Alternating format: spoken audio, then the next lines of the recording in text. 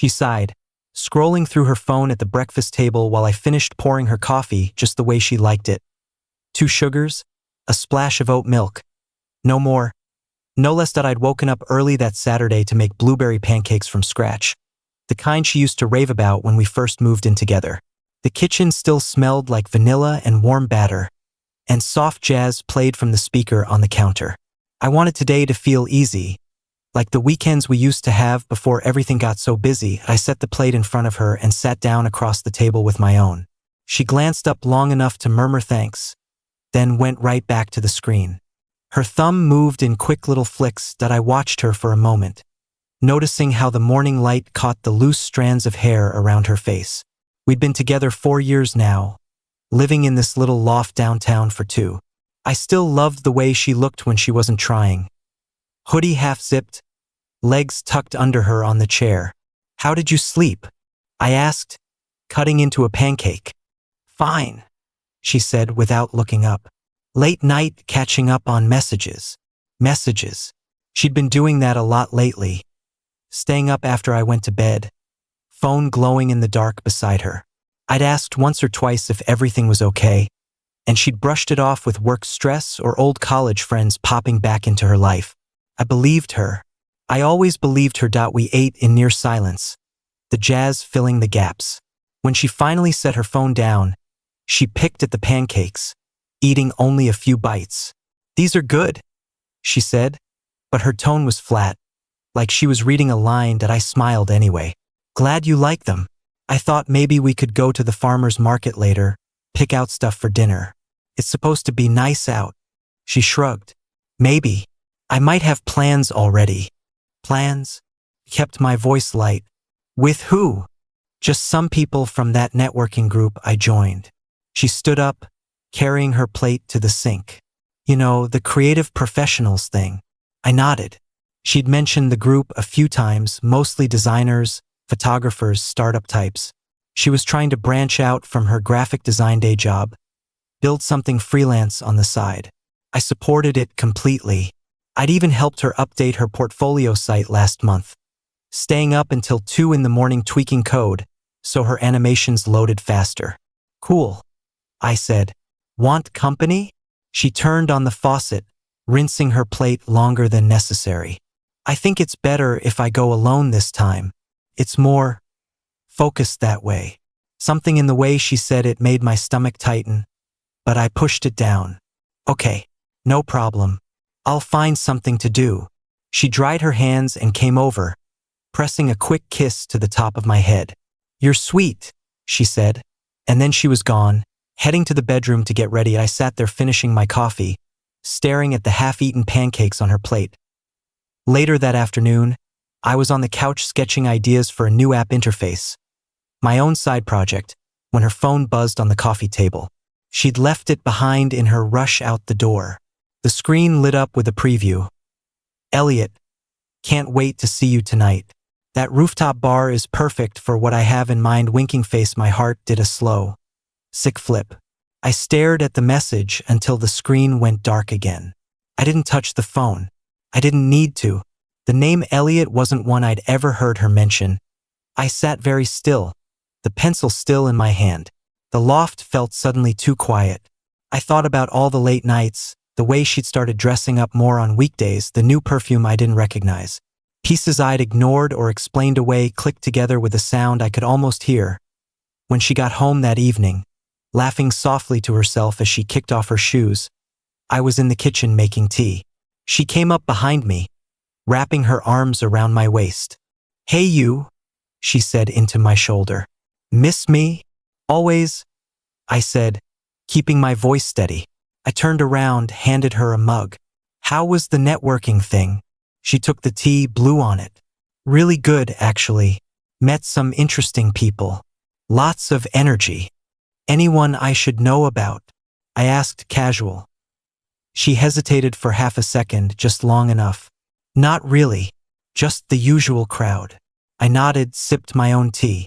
We talked about nothing for a while, her walk home, the new mural on 14th Street, whether we needed more oat milk. Inside, everything felt distant, like I was watching us from across the room. That night in bed, She fell asleep quickly, breathing soft and even beside me. I lay awake staring at the ceiling, replaying the message in my head. I didn't confront her. I didn't check her phone. I just let the knowledge settle cold and heavy. The next few weeks passed in a strange, careful dance. She kept going out more, networking drinks, collaborative meetups, quick coffee with a potential client. I'd nod, smile, ask gentle questions she deflected with ease. I cooked dinners she sometimes ate, sometimes skipped. I fixed the leaky faucet she'd been complaining about for months. I kept the loft clean, kept the fridge stocked, kept being the steady one. I started preparing quietly. I opened a new savings account in my name only. I updated my resume, reached out to a couple old colleagues about freelance opportunities. I booked a short solo trip to the coast for the following month, something I'd always wanted to do but had put off for when we had time together. I didn't tell her about any of it. One Thursday evening, she came home later than usual, cheeks flushed from wine or cold air. I couldn't tell which. I was at the dining table with my laptop, working on a new portfolio piece.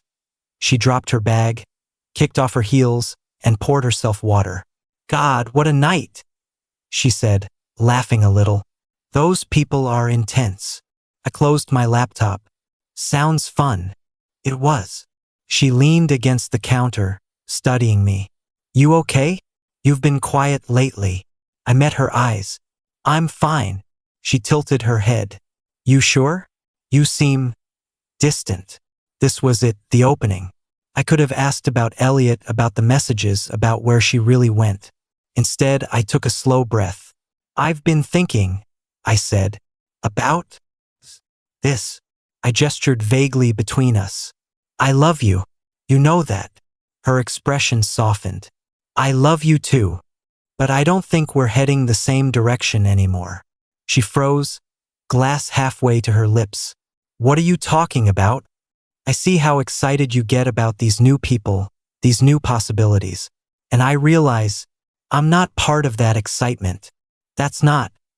She started, but I raised a hand gently. "It's okay," I said.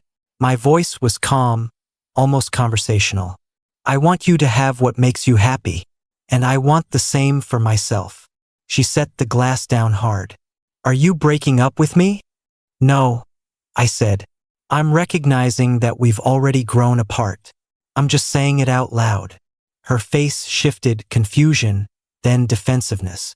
"This is coming out of nowhere. I've been trying to build something bigger, yes, but that doesn't mean I don't want us." I nodded. "I know you believe that, but I also know I'm not the adventure you're looking for right now, and that's all right."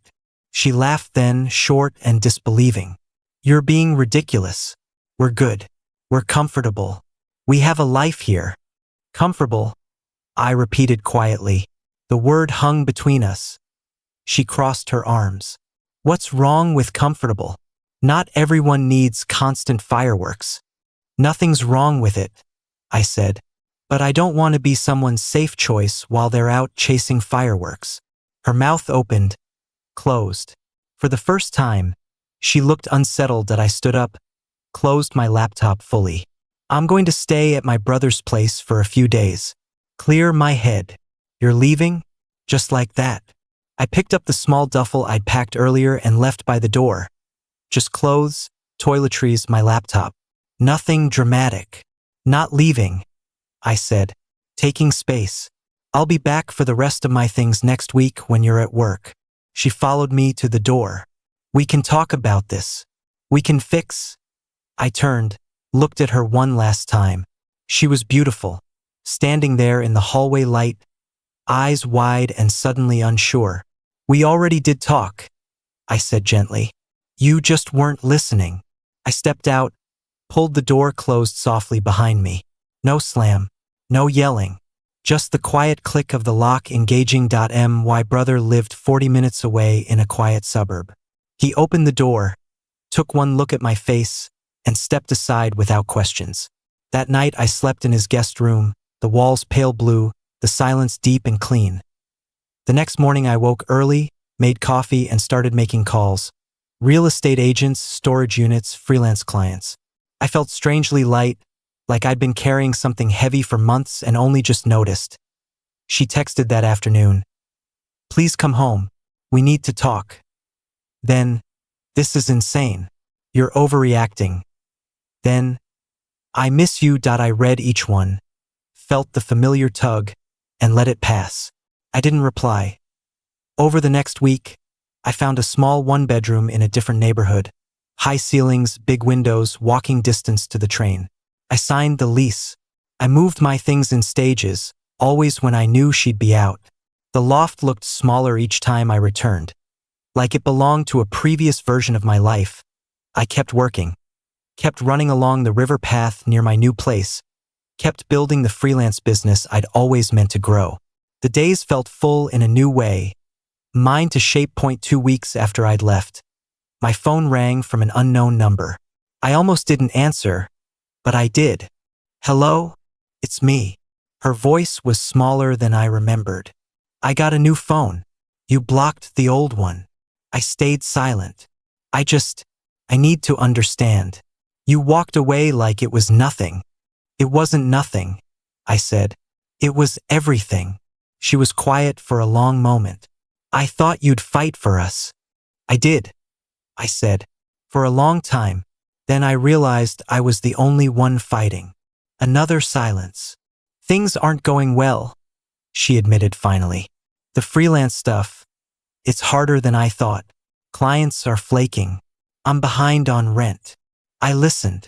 I miss how easy it was with you here, she said. How you handled everything. I closed my eyes for a second. I miss parts of it too, I said, but not enough to go back. She started to cry then, soft, frustrated sounds. I didn't mean to hurt you. I just wanted more. I thought we could have both. I know, I said, and now you get to find out what more feels like without the safety net. I ended the call gently, blocked the new number. A month later, I was at my new favorite coffee shop, laptop open, finishing a big project for a client who just doubled my rate. The place had exposed brick, good light, baristas who remembered my order. Someone hesitated beside my table. I looked up. She stood there, thinner, hair shorter, eyes tired. She held a to-go cup like a shield. Hi, she said. Hi. Can I? She gestured to the empty chair. I nodded once. She sat, wrapped both hands around her cup. You look good, she said. Relaxed. Thanks. You? She gave a small, wry smile. Not great. Lost the loft. Staying with a friend for now. The whole freelance dream kind of imploded. I nodded, waited. I get it now, she said quietly. What you meant about being comfortable. I thought it was an insult, but I leaned on it. On you. And when you left, I realized how much I wasn't carrying my own weight. I sipped my coffee. I was scared, she went on, of settling, of missing out. So I kept one foot out the door. And then you closed it. I met her eyes. You taught me something important, I said, that I deserve someone whose foot is all the way in.